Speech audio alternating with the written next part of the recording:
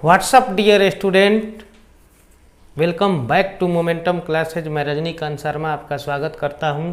जैसा कि मैंने यूक्लिड ज्योमेट्री का फर्स्ट पार्ट का वीडियो आपको अपलोड किया था, नेक्स्ट चैप्टर है आपका लाइंस एंड एंगल। और इन लाइंस एंड एंगल में हम आज लाइंस के बारे में पढ़ने वाले हैं कि लाइन क्या है। और लाइंस जैसे ही ख़त्म हो जाएगा उसके बाद हम आपको एंगल का वीडियो प्रोवाइड करेंगे। तो सबसे पहले लाइंस को हम अच्छे तरीके से समझ लेते हैं और इसके संबंधी जो भी आपको थ्योरम या स्टेटमेंट होंगे मैं नेक्स्ट वीडियो में प्रोवाइड करूंगा। अभी हम ये समझते हैं कि लाइंस में कहाँ क्या है और किसे क्या कहते हैं।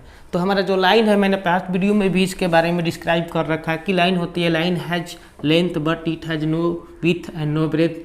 कोई भी रेखा होती है उसमें सिर्फ लंबाई होती है, न उसकी चौड़ाई होती है और न उसकी मोटाई होती है। तो ये आपका लाइन है, ये भी आपका लाइन है।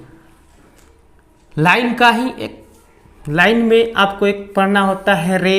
रे क्या है? तो ये लाइन है जो one and point is called रे।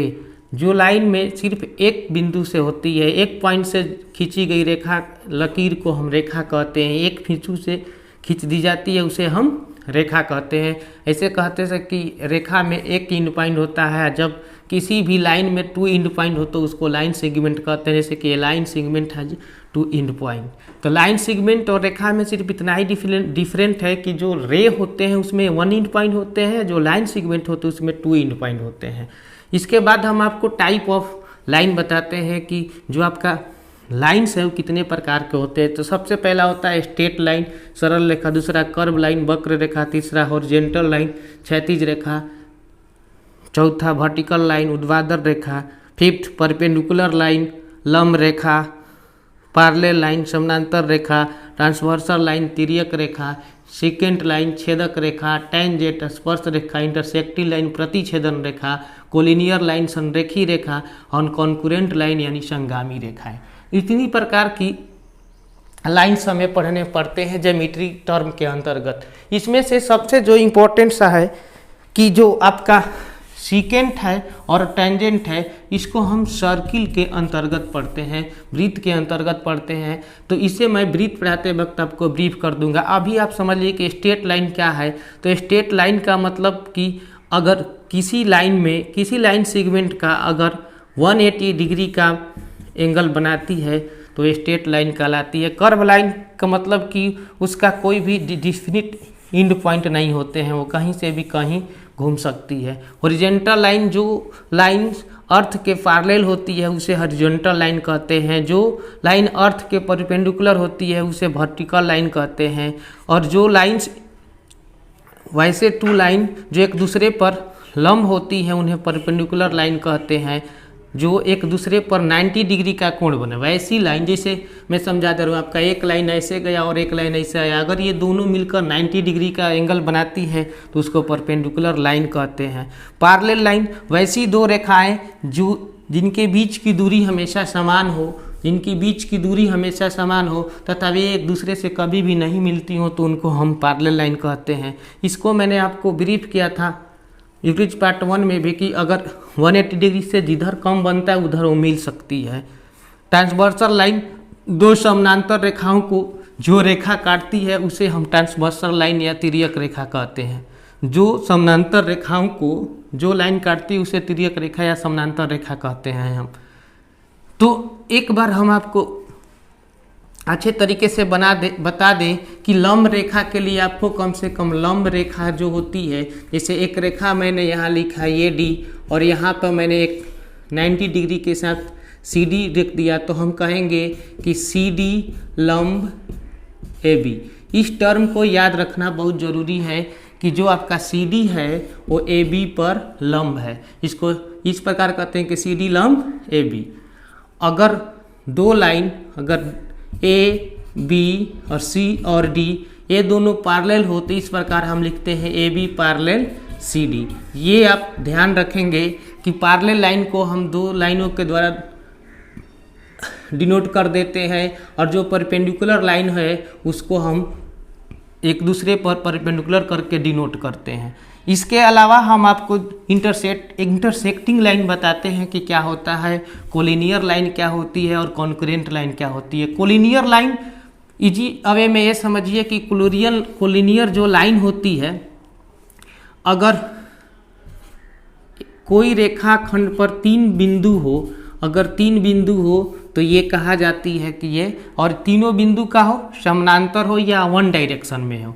अगर 3 पॉइंट वाली रेखाएं एक दिशा में हो या एक दूसरे के समानांतर हो तो उसे हम क्या कहते हैं, कोलिनियर लाइन कहते हैं। ऐसा नहीं कि 3 पॉइंट मैंने यहाँ लिख दिया ए बी और सी, ये भी एक लाइन बन रही है, लेकिन इस लाइन को हम कोलिनियर लाइन नहीं कहेंगे, इसे नॉन कोलिनियर लाइन कहते हैं। तीसरी होती है कॉन्करेंट लाइन, संगामी रेखा। अगर एक पॉइंट पर इन्फिनाइट हम लाइन ड्रॉ कर सकते हैं तो इन सभी लाइन को हम क्या कहते हैं, कॉन्करेंट लाइन कहते हैं। और इंटरसेक्टिंग लाइन या प्रतिच्छेदन रेखा क्या है कि कोई भी रेखा को 2 भागों में, अगर कोई भी रेखा एक दूसरे को प्रतिच्छेद करती है तो इसका जो डिस्क्रीट पॉइंट है इसी को हम क्या कहते हैं, इंटरसेक्टिंग लाइन कहते हैं। तो इस प्रकार से मैंने लाइंस के बारे में आपको ब्रीफ किया कि लाइंस क्या क्या है, किसे पढ़ने हैं। सीकेंट लाइन और टेंजेंट ये ब्रीथ के अंतर्गत, सर्किल के अंतर्गत हम पढ़ेंगे। और लाइंस में आपको जो मोस्ट इम्पोर्टेंट था कि हमें पैरेलल लाइंस याद रखने हैं। तो पैरेलल लाइंस क्या है कि वैसी 2 रेखाएं जिनके बीच की दूरी हमेशा समान हो तथा वे एक दूसरे से कभी नहीं मिलती हो, उन्हें पैरेलल लाइन कहते हैं। परपेंडिकुलर लाइन क्या, यदि एक रेखा दूसरे रेखा के साथ 90 डिग्री का एंगल बनाती है तो उसे हम परपेंडिकुलर लाइन कहते हैं। ट्रांसवर्सल लाइन और इंटरसेक्टिंग लाइन में आप समझ लीजिए। ट्रांसवर्सल लाइन का मतलब कि ट्रांसवर्सल लाइन उसको कहते हैं जो 2 समानांतर रेखाओं को काटती है, उसे ट्रांसवर्सल लाइन कहते हैं। अगर 2 रेखा आपस में एक दूसरे से कट जाते हैं तो किसी पॉइंट पर तो उसको हम इंटरसेक्टिंग लाइन कहते हैं। तो आई होप, मुझे विश्वास है कि आपको लाइन एंड एंगल का कॉन्सेप्ट समझ में आया होगा। इसके आगे हम आपको एंगल्स के बारे में बताएंगे। तो अब आपको हम एंगल्स के बारे में बता रहे हैं। अभी आपको मैंने समझाया कि लाइंस क्या है, लाइंस में जो मतलब इम्पोर्टेंट थ्योरम या कॉन्सेप्ट हो मैं एक्सरसाइज का क्वेश्चन कराते वक्त आपको एक्सप्लेन करता चलूँगा। इस प्रकार आज एंगल्स के बारे में, हम कोण के बारे में समझ लेते हैं। एंगल्स क्या है कि an angle can be defined as the figure formed by 2 rays meeting at a common end point. कभी भी मतलब एक डिस्क्रीट पॉइंट पे अगर 2 रेखाएं आकर मिलती हैं तो उनके द्वारा जो आकृति बनती है उन्हीं को हम क्या कहते हैं, एंगल्स कहते हैं। और 2 रेज का जो इंड पॉइंट होता है, जो कॉमन इंड पॉइंट होता है, उसको वर्टेक्स कहते हैं। और जो 2 रेज हैं उनका हम आर्म्स कहते हैं। तो कभी भी एंगल्स का डिनोट करने के लिए हम इस सिंबल का प्रयोग करते हैं। रिप्रेजेंटेंस के लिए थीटा लगा सकते हैं, जैसे थीटा डिग्री का मतलब ये थीटा का एंगल है।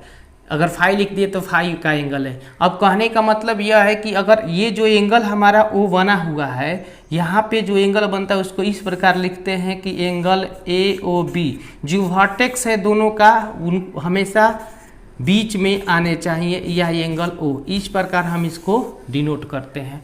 तो मेरे ख्याल से समझ में आएगा कि आपको कोई भी एंगल का अगर रिप्रेजेंटेशन करना होगा तो जहाँ पे मतलब दोनों आर की कॉमन इंड पॉइंट है उसको हमेशा बीच में रखेंगे। एंगल को हम मेजरमेंट करते हैं डिग्री या रेडियन या ग्रेड में। प्रोटेक्टर द्वारा अगर कभी भी मेजरमेंट करेंगे तो हम डिग्री में करते हैं। रेडियन और ग्रेड भी मतलब एंगल का मेजरमेंट यूनिट ही है, लेकिन इसको हम मतलब अपर क्लासेज में रीड करते हैं। आप याद रखिए कि जब किसी भी एंगल को हम प्रोटेक्टर द्वारा मेजरमेंट करेंगे तो उन्हें डिग्री में करेंगे। इसके बाद हम आपको टाइप्स ऑफ एंगल्स बताते हैं कि एंगल्स कितने टाइप्स के होते हैं। तो एंगल्स होते हैं zero angle, acute angle, right angle, obtuse angle, straight angle, reflex angle, adjacent angle, corresponding angle, alternate angle, vertex opposite angle, complementary angle और सुपरमेंट्री एंगल। जैसे कहने का मतलब कि जीरो एंगल को हम शून्य कोण बोलते हैं। जीरो एंगल का मतलब क्या कि अगर जीरो एंगल कहाँ बनता है, सबसे पहले ये समझ लीजिए कि अगर कोई लाइन अगर इस डायरेक्शन में है फिर वह इसी डायरेक्शन में वापस आएगी तो इन दोनों के बीच में जो एंगल बनेगा वही 0 डिग्री का एंगल बनता है। और 0 डिग्री के लिए इतना रखते हैं कि जब थीटा का मान जो एंगल हो, अगर थीटा जो है 0 डिग्री के बराबर हो तो उसे 0 डिग्री एंगल कहते हैं। एक्यूट एंगल में जो होती है, जो आपका 0 डिग्री से तो थीटा क्या होती है, बड़ी होती है, लेकिन 90 डिग्री से क्या होती है, कम होती है। यानी कहने का मतलब वह एंगल या कोण जिसका मान 0 डिग्री से बड़ा हो और 90 डिग्री से छोटा हो। 90 डिग्री से छोटा कहने का मतलब 89, 87, मतलब 90 से कम होने चाहिए। राइट एंगल क्या है कि थीटा का मान हमेशा क्या होगा 90 डिग्री, यानी वह कोण जिसका माप 90 डिग्री हो उसे हम राइट एंगल कहते हैं। ऑब्ट्यूस एंगल या अधिक कोण कहते हैं अगर थीटा का मान 0 डिग्री से 90 डिग्री से अधिक हो जाए और 180 डिग्री से कम हो जाए तो उसको हम ऑब्ट्यूस एंगल कहते हैं। यानी जो कोण जिस कोण का माप 90 डिग्री से अधिक हो और 180 डिग्री से कम हो उसे हम ऑब्ट्यूस एंगल या अधिक कोण कहते हैं। स्ट्रेट एंगल्स या सरल कोण, इसका थीटा जो होता है 180 डिग्री का होता है। कहने का मतलब और ये कहाँ बनता है तो किसी भी स्ट्रेट लाइन द्वारा बना हुआ कोण हमेशा 180 डिग्री का होता है, इसलिए इसे स्ट्रेट एंगल भी कहते हैं। रिफ्लेक्स एंगल क्या होता है? रिफ्लेक्स एंगल उस एंगल्स को कहते हैं जो 180 डिग्री से अधिक होती है थीटा और 360 डिग्री से कम होती है। यानी जिस कोण का माप 180 डिग्री से अधिक हो और 360 डिग्री से कम हो उसे क्या कहते हैं? रिफ्लेक्स एंगल या पुनर्युक्त कहते हैं। और जिस पर मैंने आपको टिक किया है ये आपका adjacent angle, corresponding angle, alternate angle, vertex opposite angle. इस एंगल को हम नेक्स्ट वीडियो में आपको इससे संबंधित प्रश्न भी हल करेंगे और इसके कॉन्सेप्ट को भी क्लियर करेंगे ताकि आप अच्छे तरीके से, क्योंकि जब कोई भी हम ज्योमेट्री का कोई भी क्वेश्चन का सॉल्यूशन करने जाएंगे तो हमें इन्हीं चारों के रूल संबंधित क्वेश्चन मिलेंगे, इसलिए इनको हम अच्छे तरीके से नेक्स्ट वीडियो में आपको ब्रीफ करेंगे और अच्छे तरीके से क्वेश्चन के साथ भी समझाएंगे और फिर आपका एक्सरसाइज शुरू करेंगे। और इसके बाद में एक एंगल आपका होता है कॉम्प्लीमेंट्री एंगल। तो कॉम्प्लीमेंट्री एंगल वैसे नहीं है, कॉम्प्लीमेंट्री का मतलब क्या है? The sum of two angles are equal to 90 degree. वह दो कोण जिसका माप हमेशा क्या होना चाहिए 90 डिग्री होना चाहिए उसे कॉम्प्लीमेंट्री एंगल कहते हैं।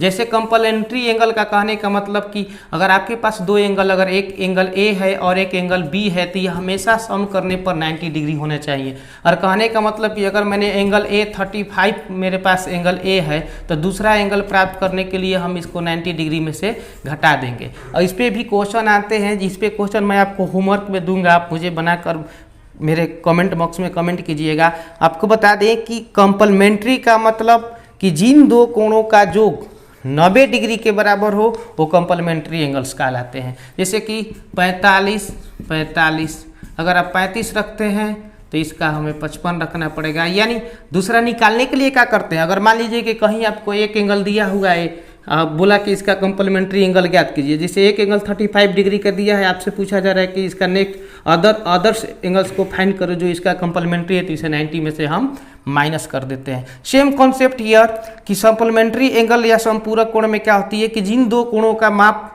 180 डिग्री का होता है उन्हीं को सप्लीमेंट्री या संपूरक एंगल कहते हैं। जैसे कि इसमें एंगल अगर ए आपके पास है, एंगल बी आपके पास है, तो दोनों का मेजरमेंट 180 के इक्वल होना चाहिए। अगर इसमें एक एंगल 75 है तो दूसरा एंगल प्राप्त करने के लिए हम क्या करेंगे कि 180 में से 75 को माइनस कर देंगे। इस प्रकार हमें जितने सारे एंगल्स की जानकारी चाहिए थी, जो मतलब हमें ज्योमेट्री में पढ़ने को मिलता है, सबको मैंने ब्रीफ किया। इसमें से जो मोस्ट इंपॉर्टेंट है, जो मैंने आपको टिक करके रखा है, adjacent angle, corresponding angle, alternate angle और वर्टेक्स अपोजिट एंगल, इसको हम नेक्स्ट वीडियो में बताएंगे।